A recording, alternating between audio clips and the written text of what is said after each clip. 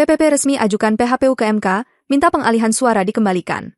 Partai Persatuan Pembangunan, PPP, resmi mengajukan gugatan perselisihan hasil pemilihan umum, PHPU, Pileg ke Mahkamah Konstitusi, MK. Hari ini, kami PPP resmi mengajukan gugatan PHPU ke MK.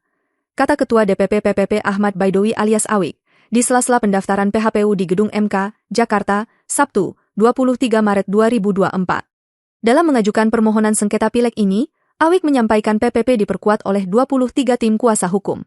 Kata Awik, pihaknya mempersoalkan suara PPP yang diduga hilang di sejumlah daerah pemilihan, dapil, sehingga menyebabkan angka yang diperoleh dalam rekapitulasi nasional KPU hanya menembus 3,87% atau di bawah ambang batas parliamentary threshold 4%. Awik menjelaskan, ia menggugat hasil rekapitulasi di 18 provinsi dan 30 dapil. Hasil rekapitulasi yang paling merugikan PPP, salah satunya di Papua Pegunungan. Bahkan, tadi ada calegnya sendiri yang datang. Dia membawa C1, dia itu, meraih suara, sebanyak lebih dari 5.000, tetapi di hasil rekapitulasi nasional itu tertulis 200 sekian, gitu. Yang ribuan itu kemana? Yikapnya. Awik meyakini, PPP seharusnya mendapatkan perolehan suara lebih dari 6 juta suara. Sudah di atas 4,4%. Hampir 4,1 lah, 4,0 sekian lah. Sekitar itulah, ucapnya. Dalam pengajuan gugatan ini, PPP melampirkan sejumlah alat bukti, yang diantaranya data-data C1 dengan perbandingan D hasil, serta peristiwa-peristiwa yang terjadi saat proses rekapitulasi suara. Karena kita memang didukung alat bukti di situ. Yang memungkinkan berdasarkan tracking kami di dapil-dapil itulah suara PPP hilang. Tidak banyak, di dapil itu paling 3.000, 4.000, tetapi terjadi sepanjang dapil.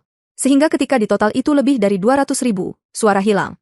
Nah itu YG terlacak, tambahnya.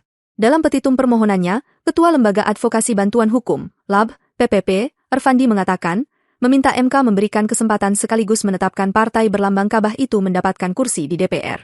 Kita minta untuk pengalihan suara itu dikembalikan ke PPP. Karena itu hak PPP, jelasnya.